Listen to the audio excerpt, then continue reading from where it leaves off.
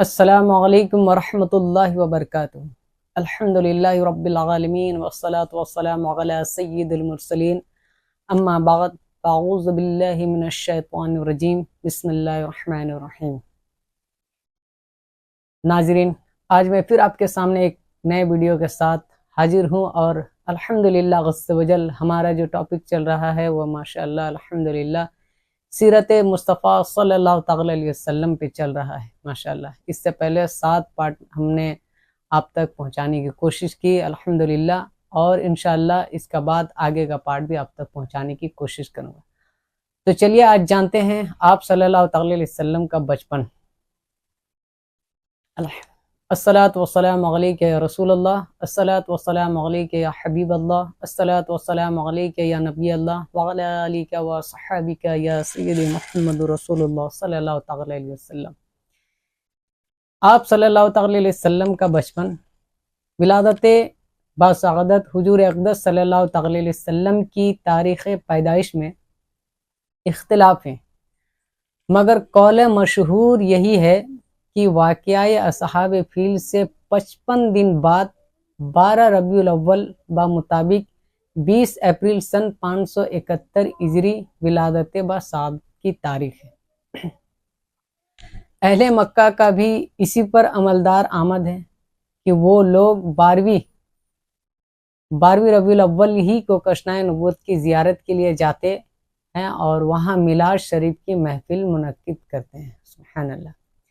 تاریخ عالم میں یہ وہ نرالا وہ عزم والا دن ہے کہ اسی روز عالم ہستی کا ایجاد کا باعث، گردش و لیل و نہار کا مطلوب، خلق آدم کا رمز، کشتی نوح کی حفاظت کا راز، بانی کعبہ کی دعا، ابن مریم کی بشارت کا ظہور ہوا۔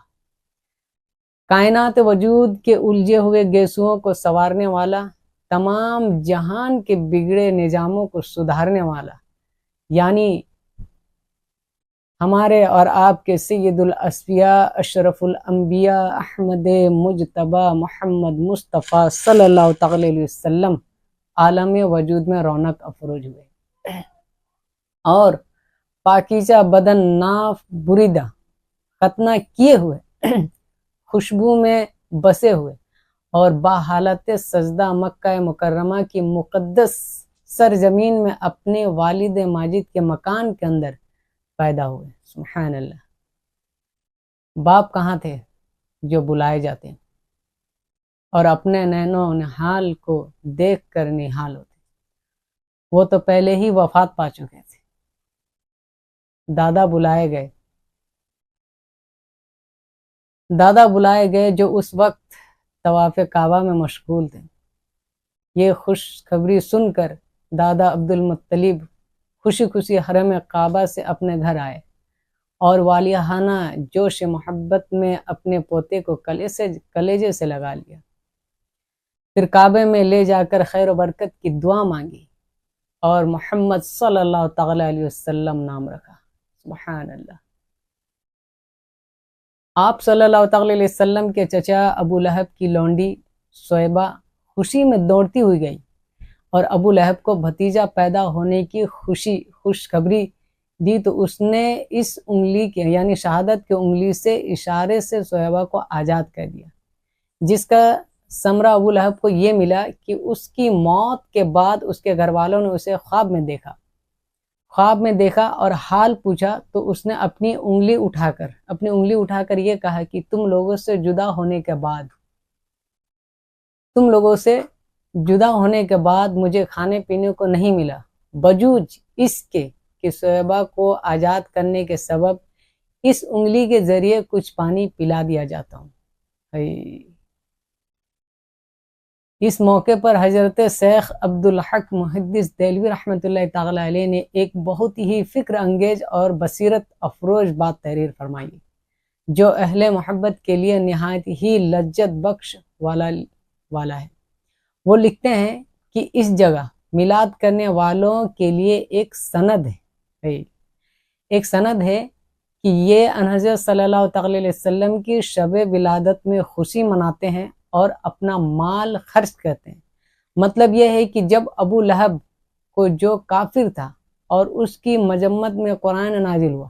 حضرت صلی اللہ تعالی علیہ وسلم کی ولادت پر خوشی منانے اور باندی کا دودھ خرچ کرنے پر جزا دی گئی، تو اس مسلمان کا کیا حال ہوگا جو حضرت صلی اللہ تعالی علیہ وسلم کی محبت میں سرشار ہو کر خوشی مناتا ہے اور اپنا مال خرچ کرتا ہے۔ سبحان اللہ، سبحان اللہ۔ مولد النبی صلی اللہ تعالی علیہ وسلم جس مقدس مکان میں حضور اقدس صلی اللہ تعالی علیہ وسلم کی ولادت ہوئی، تاریخ اسلام میں اس مقام کا نام مولد النبی صلی اللہ تعالی علیہ وسلم یعنی نبی کی پیدائش کی جگہ ہے۔ یہ بہت ہی متبرک مقام ہے۔ سلاطین اسلام نے اس مبارک یادگار پر بہت ہی شاندار عمارت بنا دی تھی، جہاں اہل حرمین شریفین اور تمام دنیا سے آنے والے مسلمان دن رات محفل میلاد شریف منعقد کرتے اور صلاۃ و سلام پڑھتے۔ سبحان اللہ، صلاۃ و سلام پڑھتے رہتے تھے۔ چنانچہ حضرت شاہ ولی اللہ صاحب محدث دہلوی رحمۃ اللہ تعالی علیہ نے اپنی کتاب فضول الحرمین میں تحریر فرمایا ہے کہ میں ایک مرتبہ اس محفل میلاد میں حاضر ہوا جو مکہ مکرمہ میں 12 ربیع الاول کو مولد النبی صلی اللہ تعالی علیہ وسلم میں منعقد ہوئی تھی۔ جس وقت ولادت کا ذکر پڑھا جا رہا تھا تو میں نے دیکھا کہ یک بارگی اس مجلس سے کچھ انوار بلند ہوئے۔ میں نے اس انوار پر غور کیا تو معلوم ہوا کہ وہ رحمت الہی اور ان فرشتوں کے انوار تھے جو ایسی محفلوں میں حاضر ہوا کرتے تھے۔ سبحان اللہ، ایسی محفلوں میں حاضر ہوا کرتے ہیں۔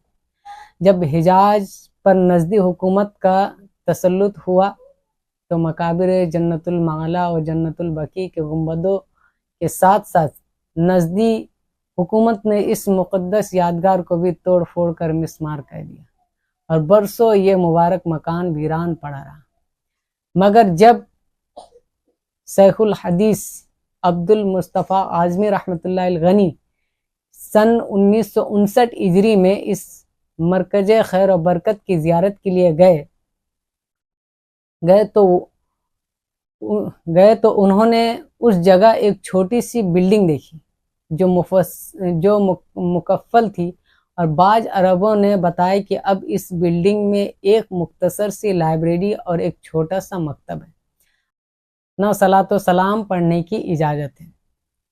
شیخ الحدیث عبد المصطفیٰ اعظمی رحمۃ اللہ تعالی غنی اپنے ساتھیوں کے ساتھ بلڈنگ کے کچھ دور کھڑے ہو کر چپکے صلاۃ و سلام پڑھا، اور ایسی ان پر رکت طاری ہوئی کہ کچھ دیر وہ روتے رہے۔ کیا محبت ہے ان کا۔ آج جو میں آپ تک یہ سیرت مصطفیٰ کو جو آپ تک پہنچانے کی کوشش کر رہا ہوں، یہ انہی کی لکھی ہوئی کتاب ہے۔ شیخ الحدیث عبد المصطفیٰ اعظمی رحمۃ اللہ الغنی، یہ انہی کی لکھی ہوئی کتاب ہے، اور یہ کتاب میں آپ تک ویڈیو کے ذریعے پہنچانے کی کوشش کر رہا ہوں۔ انشاءاللہ عز و جل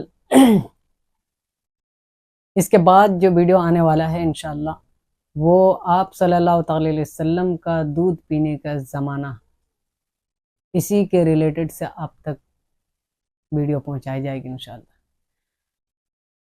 ان لوگوں سے جو لوگ ہمارے اس ویڈیو کو دیکھ رہے ہیں ان سے گزارش ہے کہ آپ کو اگر ویڈیو اچھا لگا ہے تو آپ لائک ضرور کریں، چینل پہ نئے آئے ہیں تو سبسکرائب ضرور کریں، اور اس چینل سے جڑے کہ تاکہ آپ صلی اللہ تعالی وسلم کی سیرت آپ تک پہنچے اور آپ اس کو جانیں۔ جانے انجانے میں ہم سے کوئی خامی کوئی غلطی ہوئی ہے تو اس کے لیے آپ کمنٹ میں میرے لیے اصلاح ضرور کیجئے تاکہ میں اس چیز کو سدھار سکوں۔ اور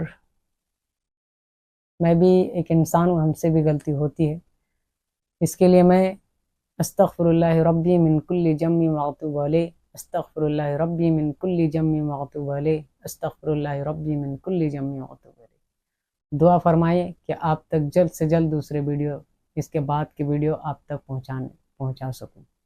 السلام علیکم ورحمۃ اللہ وبرکاتہ۔